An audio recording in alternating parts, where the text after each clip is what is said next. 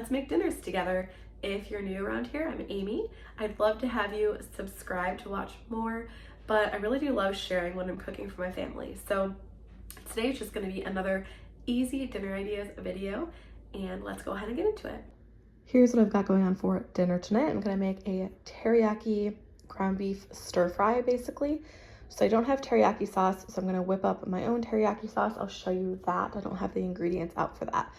But for the ground beef mixture, I'm going to use some mushrooms and some zucchini. I actually bought zucchini a couple months ago when they were on sale, and I just chopped them up and put it in the freezer for another use. So I'm going to go ahead and use that. Some ground beef, olive oil, and then I don't have any regular like white rice. So I'm just going to be using this and mix it with like 1/3 of rice and 2/3 cauliflower rice or something like that. So hopefully that will go well together, but I'll show you how I'm gonna make everything now. The first thing I'm doing is I'm just gonna go ahead and slice up all of these mushrooms. All the mushrooms are chopped. My 3-year-old did help, so that was fun to do together. And then here are all of the sauce ingredients. So I have some cornstarch. This is garlic and ginger, soy sauce, that's some honey, brown sugar, and some water. So instead of like making the teriyaki and cooking it and making it an actual sauce, I'm just going to mix these up, and then I'm going to add all of the ingredients to just the ground beef mixture when I'm cooking it. And that way I don't have to dirty another pan and do all that. Let's start cooking it up. First thing I'm going to do is cook up the ground beef. The ground beef is cooked, so I'm actually going to go ahead and take it out and then add a little bit of olive oil and cook the veggies. And then I'll add the meat back in, add the sauce and all of that, and cook it together for a little bit. And add a little bit of olive oil. I'm going to add the zucchini. It's still a little bit frozen, but it's not too frozen. And then I'm going to add in the mushrooms. I am just going to add a whole like container full. It was 16 ounces. We did leave a few on the floor, just, you know, casualties with cutting with the 3-year-olds, but it does actually call for less than this. It calls for like 6 ounces, I think, or something like that, but I'm just gonna cook up the whole thing. And basically I just want the mushrooms to kind of start to caramelize, the zucchini to get a little bit browned and of course soft and not be frozen. And so I'm gonna go ahead and give them a mix. Then I'm gonna kind of leave them for a minute or two, mix them again, leave them, and that sort of thing to hopefully get a little bit of color on them. The veggies are nice and soft. So now I'm going to go ahead, add the meat back in, and add all of these sauce ingredients.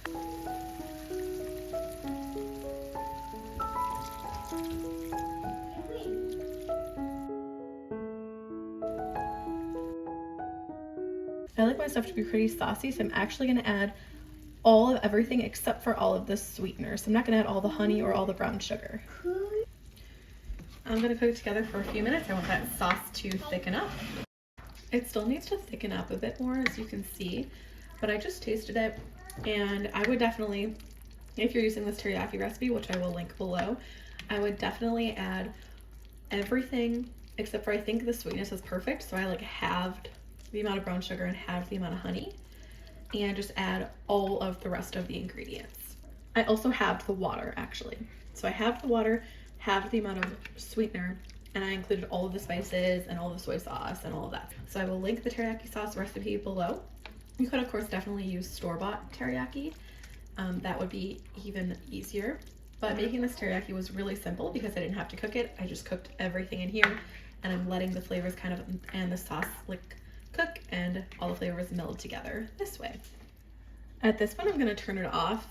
It is a lot thicker, as you can see. It's not quite as thick as I want it to be, but I'm not eating it for like 6 hours. It's currently earlier in the morning, and we're having this for dinner. So you could cook it until the thickness that you want, but since I'm gonna let it cool, I think it'll thicken as it cools and as it sits in the fridge.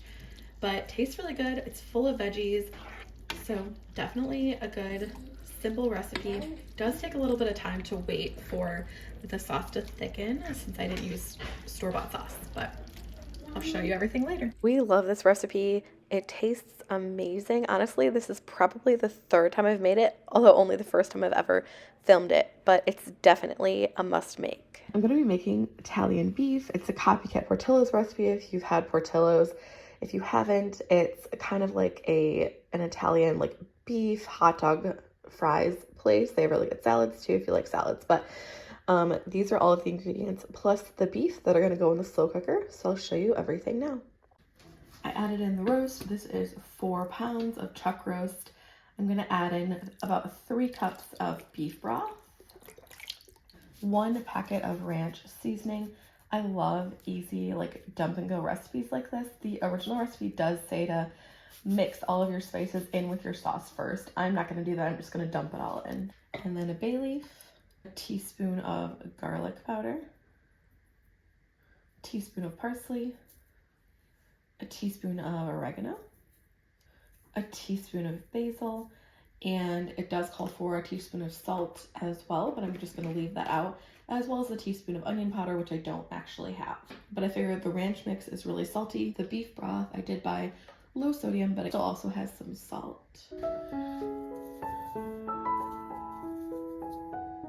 I'm just going to kind of spread it on here since I didn't mix it. Try and mix it a little bit in that broth, but I'm not too worried because things tend to kind of mix pretty well. And I'll shred it up and then I'll probably leave it in there for about a half hour. I think that makes meat really juicy and tender when you shred it, and then you just leave it in the crock pot for about a half hour after that. Even if it's off, just helps it to get a little bit juicier and more tender because the juice kind of surrounds each individual like shred versus the entire thing of meat. Anyway, I'm just gonna go ahead and cover this and cook it on low for 10 to 11 hours. Hopefully it'll be good. I'll let you know. It's currently 6 a.m. Everyone else in my house is asleep. It's Saturday morning, and I just thought I would show you what I'm gonna do with the beef once it comes out. So I'm gonna make sandwiches. I have these French rolls. I was originally gonna use like mini French rolls, but the store didn't have them in stock. Some provolone, and then I have these hot sweet jalapenos, so you could use any sort of pickled jalapenos. I'm sure you could even put like fresh jalapeno in the crock pot, but these will be good because my girls, I have a 1-year-old and 3-year-old, and they would not eat these. So this is what I'm doing later, and it'll be ready just around dinner time since it does take 10 to 11 hours. Okay, it's been 10 and a half hours. I'm gonna take a look at it, and I'm gonna go ahead and shred it up. I can't really shred it one-handed very well, but it is just like falling apart. So I'm gonna go ahead and shred it and then get my sandwiches ready, and I'll show you how they look when they're all ready. Here is the beef that I shredded up, and I'm just gonna go ahead and put them on these buns. For my kids, I'm just gonna do buns with cheese, and for us, my husband and I, I'm gonna do provolone with the meat and then the sweet and hot jalapenos. Here it is, ready to go. I have the meat down and the cheese, and I'm gonna go ahead and put these in the toaster oven. You could definitely bake it. The original instructions, which I will leave below in the description, it does have baking instructions.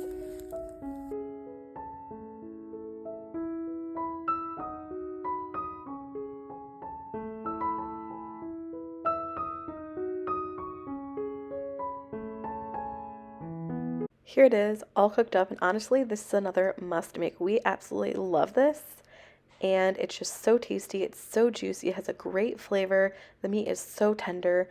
It's just an all-around great sandwich.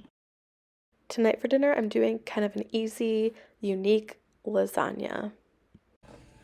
Just took the meat out. I'm going to put the zucchini in. I'm going to go ahead and add the pasta to the boiling water.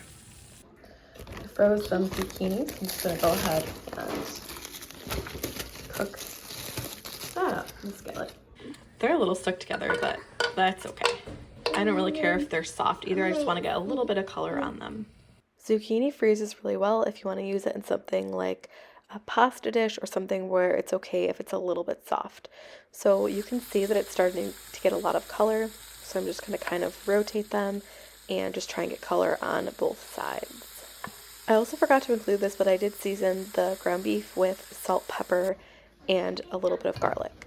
So once the noodles were cooked, I used noodles instead of lasagna sheets. This way I could just kind of dump everything in this dish, and I thought it would be way easier and take way less time, and I was right.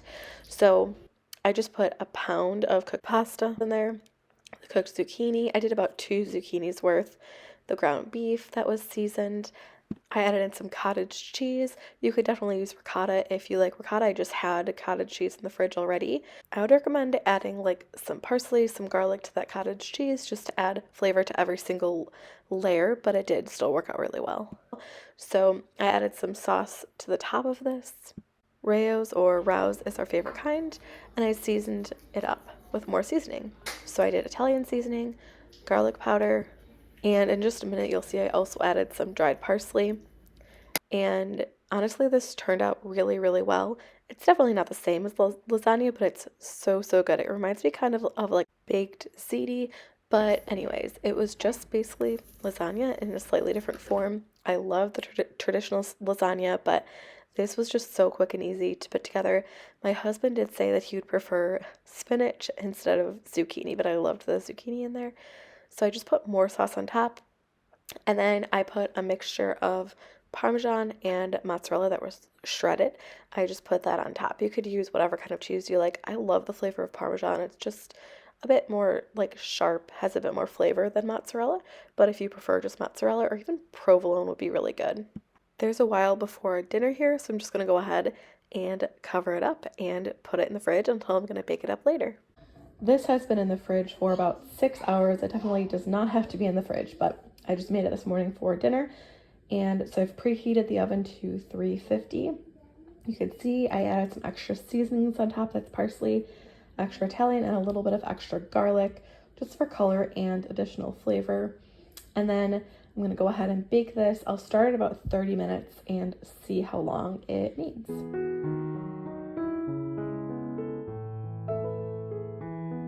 Here it is. I just took it out of the oven. It looks so delicious. I'll let you know how it is for sure. And I will show you how I'm going to plate it up.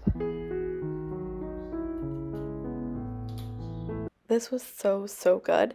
And I will leave the recipe below. I just kind of threw the ingredients together.